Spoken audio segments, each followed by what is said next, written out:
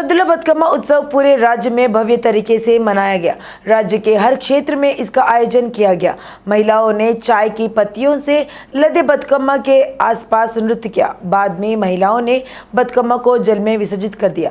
तेलंगाना भाषा एवं संस्कृति विभाग के तत्वावधान में एलबी स्टेडियम में विशेष पूजा कार्यक्रम का आयोजन किया गया। महिलाओं ने बतकम्मा के बर्तनों को मौसमी फूलों से सजाया और उन्हें देवी के प्रसाद से भरे दिए और एक जुलूस के साथ हुसैन सागर की ओर प्रस्थान किया।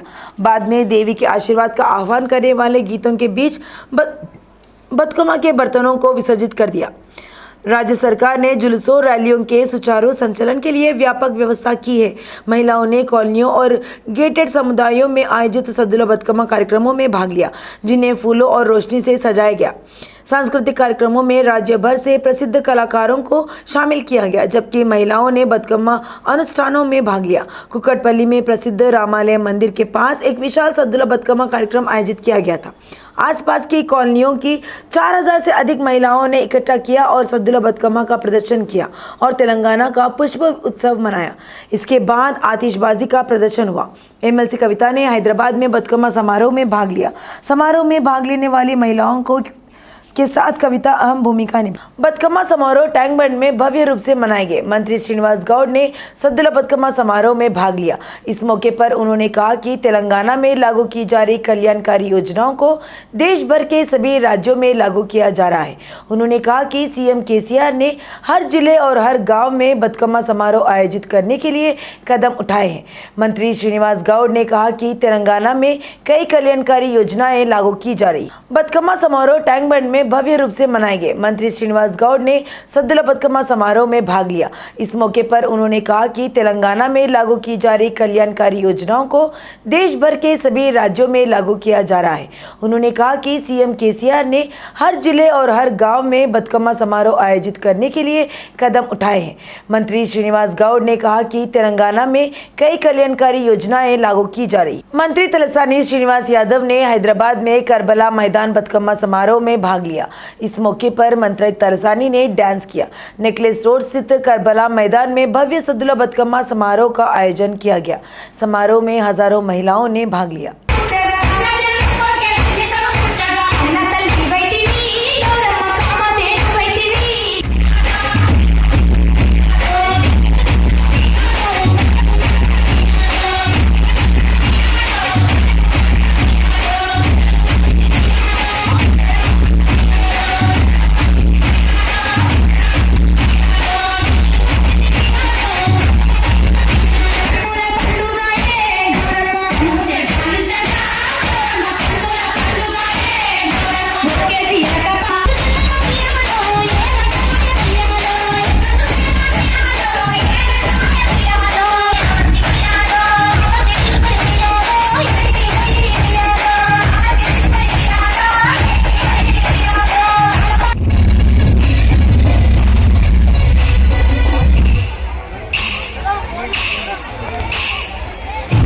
संगारेड्डी जिला पटानचेरू निर्वाचन क्षेत्र पंतचेरू निर्वाचन क्षेत्र उस्मान सागर में तेलापुर नगर पालिका ने एक भव्य सद्दुला बतकम्मा उत्सव का आयोजन किया। इस अवसर पर सद्दुला बतकम्मा करने वाले को उपहार दिए गए।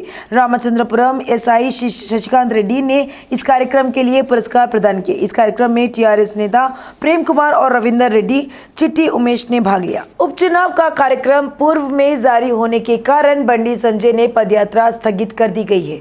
चूंकि उपचुनाव के लिए 3 नवंबर को मतदान होना है, इसलिए मुनगोड़ को निशाना बनाने के लिए संजय की पदयात्रा टाल दी गई। संजय की पदयात्रा जो 4 चरणों को पूरा कर चुकी है, 5वां चरण है। इसमें महीने की 15 तारीख से होनी थी, लेकिन उपचुनाव कार्यक्रम पहले जारी होने के कारण उन्होंने अपनी पदयात्रा स्थगित कर दी।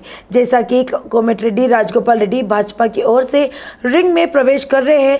भाजपा नेताओं को वैसे भी पहले दौर में जीत की उम्मीद है, लेकिन पार्टी नेताओं ने कहा कि रद्द पदयात्रा के कार्यक्रम की घोषणा जल्द की जाएगी। एनजीटी ने तेलंगाना सरकार को झटका दिया है। एनजीटी ने तेलंगाना पर 3800 करोड़ का जुर्माना लगाया है। एनजीटी ने अपशिष्ट प्रबंधन में के दिशा निर्देशों और पिछले निर्णयों को लागू न करने पर नाराजगी व्यक्त की है। इसने 2 महीने के भीतर 3,800 करोड़ रुपए की विशेष खाते में जमा करने के निर्देश जारी किए। एनजीटी ने कचरा प्रबंधन के लिए वितरित कदम उठाने और प्रगति रिपोर्ट देने का निर्देश दिया है।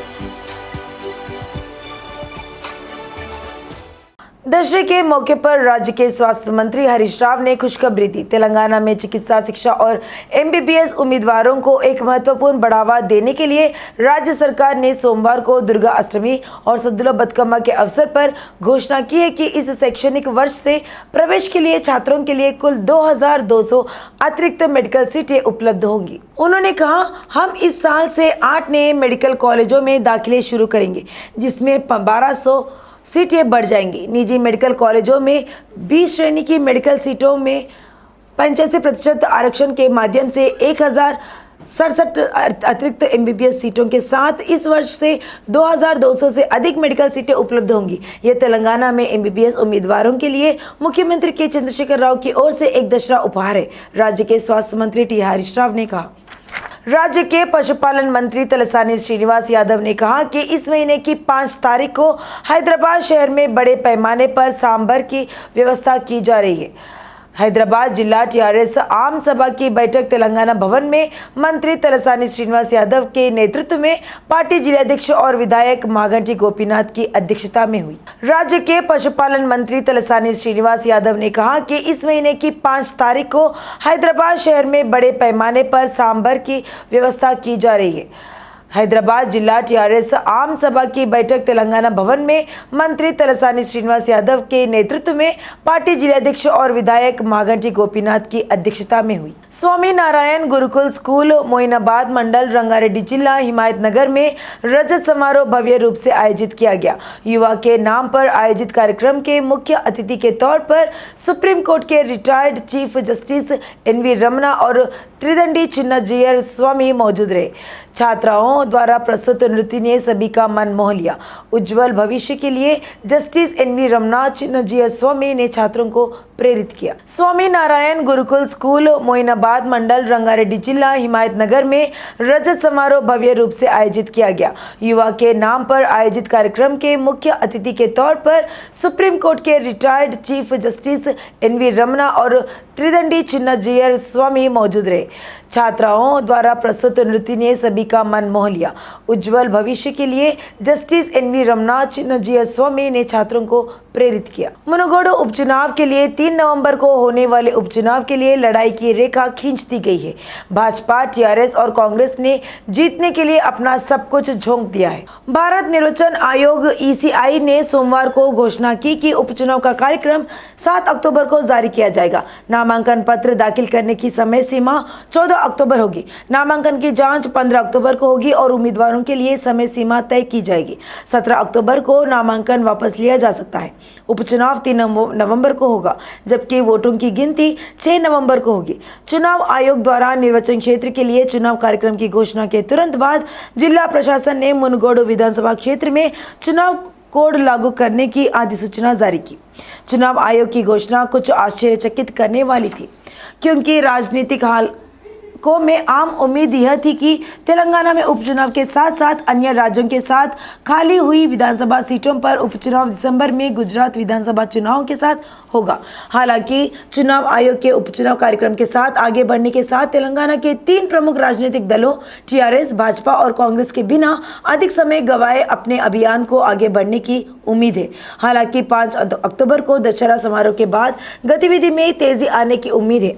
यह ध्यान दिया जाना चाहिए कि कोमटिरेड्डी राजगोपाल रेड्डी के इस्तीफा के बाद उपचुनाव की आवश्यकता थी, जो निर्वाचन क्षेत्र से कांग्रेस के टिकट पर चुने गए थे। इस इस्तीफा देने के बाद भाजपा में शामिल हो गए और उपचुनाव के लिए पार्टी के उम्मीदवार हैं। कांग्रेस ने पालवाई श्रवंती को अपना उम्मीदवार बनाया है, जबकि टीआरएस ने अभी तक औपचारिक रूप से ऐसा नहीं किया है। हालांकि मुनुगोडो से टीआरएस के पूर्व विधायक कुसकुनाला प्रभाकर रेड्डी को सबसे आगे माना जा रहा है। केंद्रीय मंत्री जी किशन रेड्डी ने कहा कि टीआरएस अध्यक्ष और मुख्यमंत्री के चंद्रशेखर राव द्वारा एक राष्ट्रीय पार्टी का गठन राज्य में टीआरएस सरकार की विफलताओं से तेलंगाना के लोगों का ध्यान हटाने के प्रयास से ज्यादा कुछ नहीं है। सोमवार को एक संवाददाता सम्मेलन को संबोधित करते हुए रेड्डी ने कहा कि केवल एक राष्ट्रीय पार्टी बनाकर राव देश पर शासन करने का सपना देखते हुए अपने परिवार के सदस्यों के अलावा और कुछ हासिल नहीं कर सकते। रेड्डी ने कहा कई राष्ट्रीय दल आए और गए और संसद में एक भी सीट के बिना कई है। केसीआर जिले लॉन्च करना चाहते हैं, उसका केवल एक सहयोगी ये IMIM है जिसे वह देश में मजबूत करने में मदद करना चाहता है। रेड्डी ने कहा उन्होंने कहा कि तेलंगाना के लोगों ने महसूस किया है कि कैसे टीआरएस सरकार सभी मोर्चों पर विफल रही है और अब वे जानते हैं कि राष्ट्रीय स्तर का कोई भी नेता चंद्रशेखर राव के साथ नहीं जुड़ना चाहता, जिनकी राष्ट्रीय पार्टी को कोई लेने वाला नहीं है। उन्होंने यह भी कहा कि निजी तौर पर टीआरएस नेता खुद अब एक राष्ट्रीय पार्टी की आवश्यकता पर सवाल उठा रहे हैं, खासकर राज्य में टीआरएस के लिए तेजी से खत्म हो रहे समर्थन के साथ। उन्होंने कहा कि वे राज्य राव के इरादों का सिर या पूंछ नहीं बना पा रहे हैं। हम अगले विधानसभा और सांसद चुनावों की प्रतीक्षा करेंगे, लोग दिखाएंगे कि वे किसे चाहते हैं। उन्होंने कहा टीआरएस नेतृत्व का यह विश्वास कि यह देश में भाजपा का एकमात्र विकल्प है, इच्छाधारी सोच से ज्यादा कुछ नहीं है। टीआरएस के आरोपों के बारे में पूछे जाने पर केंद्र की सभी कृषि बिजली कनेक्शनों के लिए मीटर ठीक करना चाहता है। केंद्रीय मंत्री ने अटकलों को खारिज करते हुए कहा कि ऐसा कोई कदम नहीं था। पीसीसी प्रमुख रेवंत रेड्डी ने एक बार फिर बीजेपी और केंद्र सरकार पर गंभीर आरोप लगाए। मुनगोड उपचुनाव को लोगों पर थोपने का आरोप लगाते हुए टीपीसीसी प्रमुख रेवंत रेड्डी ने इसे लोकतंत्र के खरीद फरोख्त मॉडल के लिए जिम्मेदार ठहराया। सोमवार को यहां मीडिया कर्मियों के सवाल के जवाब में रेड्डी ने कहा कि अन्य चुनाव के विपरीत जिसमें निर्वाचन क्षेत्र का विकास एक प्रमुख मुद्दा रहा, यह चुनाव लोगों पर खरीद फरोख्त के कारण थोपा गया। रेड्डी ने जोर देकर कहा कि चुनौतियों के बावजूद कांग्रेस इसे लड़ेगा और विजयी होगा। उन्होंने पार्टी की शुरुआत में कहा, हम मुनगोड उपचुनाव के लिए आधिकारिक तौर पर उम्मीदवार की घोषणा करने वाले पहले व्यक्ति हैं। उन्होंने कहा कि कांग्रेस इस संदेश को आगे बढ़ाएगी कि भाजपा और टीआरएस कैसे खरीद फरोख्त और मतदाताओं को ठगने में लगे हुए। उन्होंने कहा टीआरएस और भाजपा दो बार जीतने के बावजूद प्रदर्शन करने में विफल रही। उन्होंने कहा अगर इस बार कांग्रेस को मौका दिया गया तो उन्हें सबक सिखाया जाएगा। यह सभी लोगों का आनंद लेने वाले लोगों के साथ रचनात्मक बदलाव का मार्ग भी प्रशस्त करेगा। तेलंगाना के सीएम केसीआर के रुख के विरोध में प्रजा शांति पार्टी के अध्यक्ष और प्रमुख शांति प्रचार के पॉल भूख हड़ताल पर चले गए। उन्होंने अपनी गहरी नाराजगी व्यक्त की कि तेलंगाना सरकार ने विश्व शांति प्रदर्शन की अनुमति नहीं दी जो उन्हें 2 अक्टूबर को आयोजित किया जाना था। उन्होंने कहा कि केसीआर जैसा दुष्ट व्यक्ति कहीं नहीं देखा। उन्होंने अपनी वैश्विक शांति रैली में शामिल होने की अनुमति नहीं है कि ये पॉल ने समझाया कि अगर उनके द्वारा की गई रैली के लिए अनुमति दी गई होती तो मशहूर हस्तियां आती ताकि तेलंगाना राज्य को निवेश प्राप्त करने का मौका मिले। उन्होंने स्पष्ट किया कि वह सरकार के विरोध में भूख हड़ताल पर है। बंडारू विजयलक्ष्मी ने कहा कि यह अलाई बलाई एक ऐसा कार्यक्रम है जहां विजयदशमी के अवसर पर सभी एक दूसरे से मिलते हैं और आध्यात्मिक रूप से बधाई देते हैं। बंडारू विजयलक्ष्मी ने कहा कि अलाई बलाई कार्यक्रम ने तेलंगाना आंदोलन को गति दी। बंडारू विजयलक्ष्मी ने कहा कि यह अलाई बलाई एक ऐसा कार्यक्रम है जहां विजयदशमी के अवसर पर सभी एक दूसरे से मिलते हैं और आध्यात्मिक रूप से बधाई देते हैं। बंडारू विजयलक्ष्मी ने कहा कि अलाई बलाई कार्यक्रम ने तेलंगाना आंदोलन को गति दी। हैदराबाद के सीपी सीवी आनंद ने बताया कि हैदराबाद में आज से ऑपरेशन रोप लागू किया जा रहा है। उन्होंने कहा कि यह यातायात नियम लागू हो गए हैं। वे अगले 4 दिनों के लिए मोटर चालकों के बीच जागरूकता पैदा करेंगे। उन्होंने कहा कि प्रस्तावों पर तत्काल अमल नहीं हो रहा है, कुछ दिनों बाद चलाने को सही तरीके से लागू किया जाएगा। सीपी ने कहा कि वाहन चालकों में बदलाव लाना चाहिए, यातायात की सभी समस्याओं का समाधान किया जाएगा। सीवी आनंद ने कहा कि कोविड महामारी के दौरान जनसंख्या में भारी वृद्धि और निजी वाहनों की वृद्धि के कारण शहर को अब सभी जंक्शनों पर ट्रैफिक जाम की गंभीर स्थिति का सामना करना पड़ रहा है। उन्होंने नागरिकों में से स्थिति की गंभीरता को समझने और यातायात के मुक्त प्रवाह को सुनिश्चित करने के लिए स्वेच्छा से पुलिस का सहयोग करने को कहा। उन्होंने कहा कि सड़कों पर भीड़ भाड़ कम करने के लिए हमने अतिक्रमण और अवरोधक पार्किंग को हटाने के लिए यह विशेष अभियान शुरू किया है। सीवी आनंद ने कहा कि triple riding, cell phone riding, गलत साइड ड्राइविंग आदि सहित यातायात उल्लंघनों पर रोक लगाने के लिए और अधिक विशेष अभियान शुरू किए जाएंगे, जो शहर की सड़कों पर व्यवस्था लाने के लिए एक लंबा रास्ता तय किया। उन्होंने जनप्रतिनिधियों से प्रवर्तन और वीआईपी आंदोलन के दौरान यातायात पुलिस के साथ सहयोग करने का आग्रह किया। उन्होंने महसूस किया कि आम जनता को निजी वाहनों के बजाय सार्वजनिक परिवहन प्रणालियों का उपयोग करने की सलाह दी गई थी। आनंद ने दोहराया कि सिग्नल हरे से नारंगी होने पर यात्रियों को स्टॉप लाइन पर रुकना चाहिए। सभी प्रतिष्ठान स्वामियों को पार्क की जगह उपलब्ध कराकर गाड़ी का रास्ता साफ करने के लिए जागरूक किया जा रहा है। हैदराबाद धमाकों की साजिश के मामले जांच जारी है। एसआईटी अधिकारियों की जांच के बाद पुलिस ने आतंकी साजिश मामले के आरोपियों को जज के सामने पेश किया। तीनों आरोपियों को न्यायिक हिरासत में भेज दिया गया। पुलिस ने उन्हें चंचलगुड़ा जेल भेज दिया। दशहरे के दौरान विस्फोट की साजिश रचने के आरोप में तीनों को रविवार को गिरफ्तार किया गया। पुलिस ने शहर में सिलसिलेवार बम धमाकों की साजिश रचने वाले 3 आतंकियों को नामपल्ली कोर्ट में आज पेश किया। इससे पहले उन्हें मेडिकल जांच के लिए सिकंदराबाद के गांधी अस्पताल ले जाया गया। पुलिस ने राज्य में सिलसिलेवार बम धमाकों की साजिश को नाकाम कर दिया है। जाहिद, जिसे हैदराबाद पुलिस के कथित तौर पर शहर में आतंकवादी गतिविधियों को अंजाम देने की साजिश रचने के आरोप में गिरफ्तार किया था, वह पाकिस्तान में कहीं स्थित हैदराबादी फरतुल्ला गौरी के संपर्क में था। वह कथित तौर पर गौरी के लोगों से निर्देश प्राप्त कर रहा था, जो मौलाना मसूद अजहर द्वारा गठित जैश ए मोहम्मद समूह का अनुयायी है। गौरी, जो हैदराबाद के कुर्मागुड़ा में तब तक रहा जब तक वह दुबई नहीं गया और बाद में पाकिस्तान चला गया। उसने कथित तौर पर कुछ राजनीतिक समूहों के खिलाफ एक अभियान शुरू किया और विभिन्न सोशल मीडिया प्लेटफॉर्म का उपयोग करके इसे बढ़ा रहा है। खुफिया शाखा के एक अधिकारी ने कहा, अभियान और तोड़फोड़ी की योजना के तहत गौरी शहर में अपने संपर्कों की पुनर्जीवित कर रहा था और देश में आतंक गतिविधियों को अंजाम देने के लिए लोगों की भर्ती कर रहा था। जाहिद पहले शहर में आतंकवाद से जुड़े कई मामलों में शामिल था और नियमित रूप से पाकिस्तानी ISIL-ET के संपर्क में था।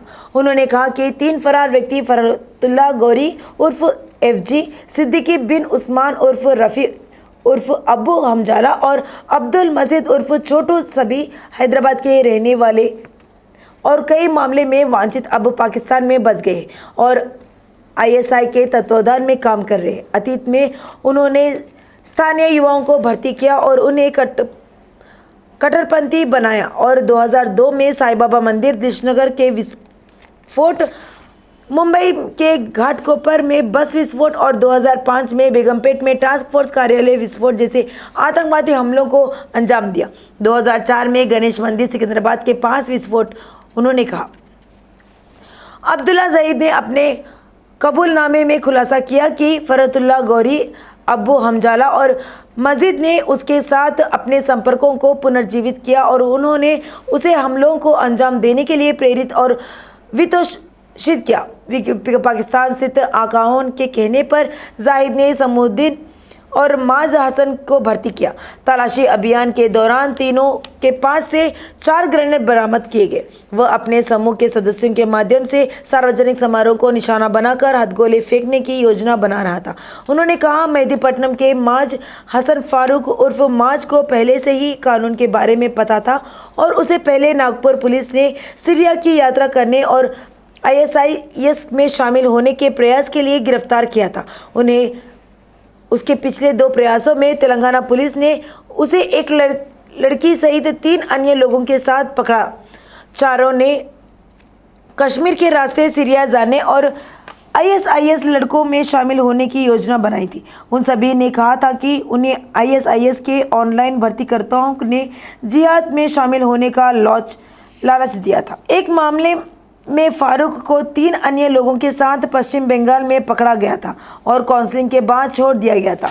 फिर कुछ महीनों के बाद उसने कश्मीर के कुछ लोगों की मदद से सीरिया जाने का प्रयास किया और नागपुर में पकड़ा गया। हैदराबाद पुलिस ने फारूक और 2 अन्य के खिलाफ मामला दर्ज कर लिया गया। ग्रेटर हैदराबाद में पुलिस ने गांजा गिरोह का भांडाफोड़ किया है। राचकोंडा कमिश्नर में 900 किलो गांजा जब्त किया गया और 4 आरोपियों को गिरफ्तार किया गया। एलबी नगर और आलेरू एसओटी पुलिस ने ओडिशा राज्य मलकाजगिरी से महाराष्ट्र में गांजा की अवैध तस्करी को पकड़ा। सीपी महेश भागवत ने बताया कि महाराष्ट्र से योगेश दत्त नाम का शख्स पिछले कुछ समय से मलकाजगिरी से महाराष्ट्र में गांजा की तस्करी कर रहा है। उन्होंने कहा कि ओडिशा राज्य में 1 किलो गांजा 2 से 3 हज़ार रुपये में खरीदकर उसे महाराष्ट्र में करीब 15,000 रुपये में बेचा जा रहा था। उन्होंने कहा कि आरोपियों के खिलाफ पीडी एक्ट लागू किया जाएगा। गिरफ्तार लोगों में विकास, विनोद, किशोर और चित्तबाबू शामिल हैं। सोमवार की शाम अमीरपेट के मैत्रीवनम में यातायात उल्लंघन के आरोप में एक नाराज मोटर चालक ने अपनी मोटरसाइकिल में आग लगा दी। घटना के कारण व्यस्त मार्ग पर भारी यातायात कुछ देर के लिए रुक गया। यस अशोक के रूप में पहचाने जाने वाले व्यक्ति जो अमीरपेट में एक मोबाइल फोन स्टोर चलाता है, गलत दिशा में गाड़ी चला रहा था। जब एक ट्रैफिक पुलिस ने उल्लंघन को देखते हुए उसे रोक दिया, उस व्यक्ति की ट्रैफिक पुलिस से बहस हो गई और बाद में उसने अपने वाहन से ईंधन निकाला और उसमें आग लगा दी। हैदराबाद ट्रैफिक पुलिस ने कहा, आदमी अपनी दुकान में गया, ईंधन की एक बोतल लाया और उसे आग लगाने से पहले अपने वाहन पर डाल दिया। ट्रैफिक पुलिस ने स्थानीय लगाने से कानून व्यवस्था पुलिस को सूचित किया, जो मौके पर पहुंची और आग पर काबू पाया। यातायात पुलिस अधिकारियों ने कहा कि वाहन का चालक आदतन यातायात उल्लंघन करता है। यातायात उल्लंघन के लिए नियमित जांच के दौरान यातायात पुलिस ने उसे गलत दिशा में आ रहा पाया और उसे रोक दिया। बाइक रोक दी गई क्योंकि चालक गलत दिशा में चला रहा था, जो उसके और अन्य लोगों के लिए भी खतरनाक है, यातायात पुलिस अधिकारियों ने कहा। मेहदीपट्टनम प्रीमियर अस्पताल के लापरवाही के कारण एक व्यक्ति के मौत होने जाने का आरोप लगाया गया है। सब्जी मंडी के जय किशन गंगापुत्र दिल का दर्द की शिकायत के बाद 15 दिन पहले अस्पताल आया और इलाज के नाम पर पैसे उसके परिवार वालों से वसूले। जय किशन ने परिजनों का आरोप है कि जय किशन की मौत इसलिए हुई क्योंकि करीब 16 लाख रुपए लेने वाले अस्पताल के डॉक्टरों ने उचित इलाज नहीं किया। परिजन ने इंसाफ दिलाने को लेकर परेशान है। अचानक हुई मौत से जय किशन की पत्नी राजलक्ष्मी और परिजन बेहद दुखी है। मेहदीपट्टनम प्रीमियर अस्पताल के लापरवाही के कारण एक व्यक्ति के मौत होने जाने का आरोप लगाया गया है। सब्जी मंडी के जय किशन गंगापुत्र दिल का दर्द की शिकायत के बाद 15 दिन पहले अस्पताल आया और इलाज के नाम पर पैसे उसके परिवार वालों से वसूले। जय किशन ने परिजनों का आरोप है कि जय किशन की मौत इसलिए हुई क्योंकि करीब 16 लाख रुपए लेने वाले अस्पताल के डॉक्टरों ने उचित इलाज नहीं किया। परिजन ने इंसाफ दिलाने को लेकर परेशान है। अचानक हुई मौत से जय किशन की पत्नी राजलक्ष्मी और परिजन बेहद दुखी है। प्रधानमंत्री नरेंद्र मोदी इस महीने की 11 तारीख को हैदराबाद आएंगे। प्रधानमंत्री मोदी शहर में होने वाले UNWGIC सम्मेलन में शामिल होंगे। UNWGIC की बैठक इस महीने की 10 से 14 तारीख तक हैदराबाद में होगी। प्रधानमंत्री नरेंद्र मोदी इस महीने की 11 तारीख को हैदराबाद आएंगे। प्रधानमंत्री मोदी शहर में होने वाले UNWGIC सम्मेलन में शामिल होंगे। UNWGIC की बैठक इस महीने की 10 से 14 तारीख तक हैदराबाद में होगी। श्रीनिवास वह पीड़ित है जिसने राज्य मानवाधिकार आयोग से संपर्क किया कि मिरियालगुड़ा ग्रामीण एसएस से उसकी जान को खतरा है। उन्होंने आयोग से शिकायत की कि उन्हें गांव के उप सरपंच दशराज नरेश उनकी जमीन में दखल देने पर जान से मारने की धमकी दे रहे हैं। वेंकटाद्री पालम गांव मिरियालगुड़ा मंडल नलगोंडा जिले के दशराज श्रीनिवास, जिन्होंने अपने भूमि सर्वेक्षण संख्या 14 में उन पर हमला किया, ने कहा कि नरेश, श्रीनिवास, सतीश, सुरेश और नागेश्वर के खिलाफ मिरियालगुड़ा ग्रामीण पुलिस ने उनकी जाति की अनदेखी की। उन्होंने कहा कि उन्होंने नलगोंडा के एसपी से शिकायत की थी कि एसआई उनके मामले पर ध्यान नहीं दे रहे हैं। बताया जाता है कि एसआई राममूर्ति ने एसपी से शिकायत को गंभीरता से लिया। उनके गांव का उप सरपंच अब उन्हें जान से मारने की धमकी दे रहा है।